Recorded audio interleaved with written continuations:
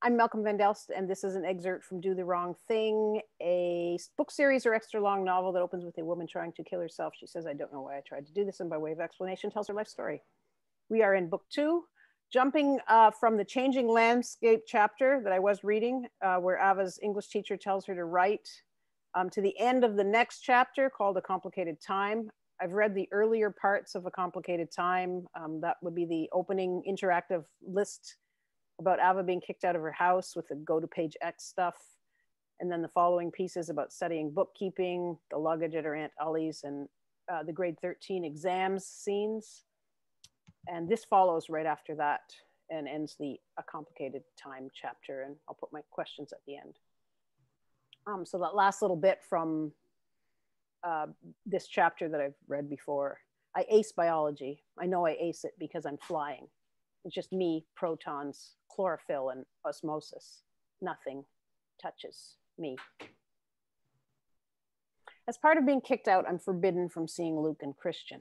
This is seriously hard to write about. It's that sucker punch again, like she hasn't hurt me enough by kicking me out. She's got to make sure I'm not going to get up. Even thinking about it now, my stomach is a rock and my throat constricts. I don't have much in the way of love.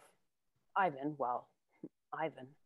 and Liz and Kathy. I told you about Liz and Kathy. Stanley, Michael, Sandra, and I have no relationships to speak of. Sandra and I sleep in the same room each night, but we barely talk. I know nothing of her feelings, concerns, and opinions, nor she mine. Stanley, to this day, is so shy he hardly talks. I almost forget I have an older brother at times. Michael is a bit more talkative. But Luke and Christian are my babies. I've changed their diapers, fed them bottles and pablum, put them to bed, helped them with reading and counting. I have a reason to talk to them, and like any kid, they respond with unlimited and overflowing love and trust. I can't grow up thinking they're the things she calls them.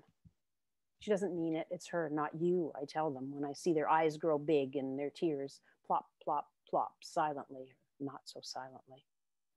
You didn't do anything. She loves you. She's just having an episode. And she gets that crazed look in her eyes and stares off into space, losing awareness of everything around her. She loves you, I tell Luke and Christian. She has problems. You can't see Luke and Christian, she tells me when she kicks me out. You're a bad influence. School is not the way to become a writer. I know this. Nonetheless, the bubble and clouds persist, so I switch my major requests to English. Writing is not about fancy words and becoming someone you're not. It's expressing who you are, bad grammar and all, sick. It's about tone, culture, intangibles, and pain. Mostly, writing is about pain. It's about being someone who isn't afraid to speak up and describe situations others are too embarrassed or intimidated to. It's about living a life worth talking about. That life should be hard, like Bukowski's.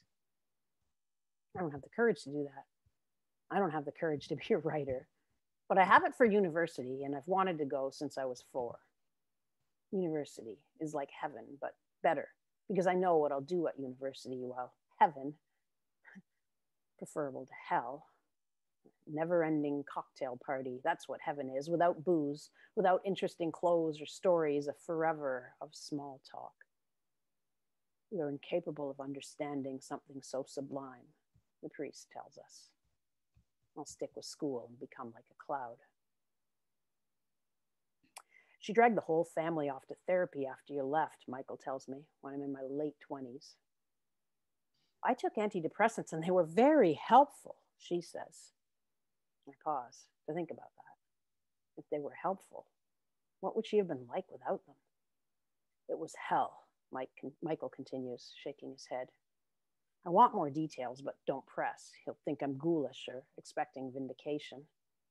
Sandra gives me a similar, vague accounting.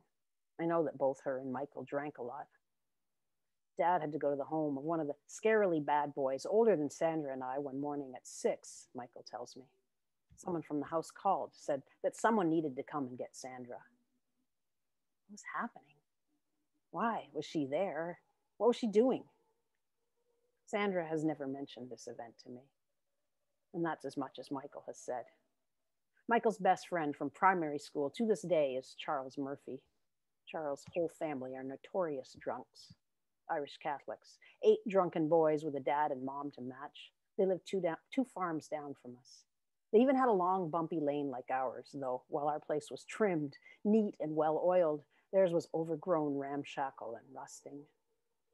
Like all his brothers, Charles started drinking at the very least during high school. When I say drinking, I don't mean crazy weekend binging like I did. I mean quiet, surreptitious daily consumption. It was like unspoken Dardanelle wisdom swirled around Charles from the moment he was born. Drunk, future falling down, delicate and sad, drunk. In our family, boys needed lenience because they had to be strong.